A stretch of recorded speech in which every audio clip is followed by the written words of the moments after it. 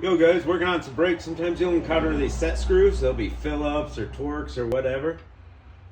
They can be a pain to get out. Sometimes you end up drilling or torching them out, heating them up to help them get out.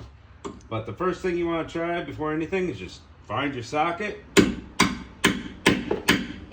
Give it a few hammer taps. You can see how crusty and rusty this is.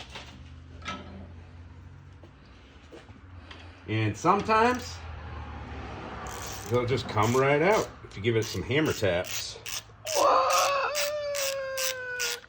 Other thing, when you're working on disc brakes that have the parking brake inside, take this little rubber plug out. Sometimes you just beating the crap out of the rotor, it won't come off.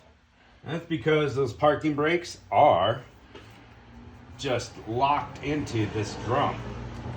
So you got your little hole right here, and what you're gonna find inside there is a little star wheel. And you can turn it to loosen the parking brakes so you can hammer that off easier. Nice.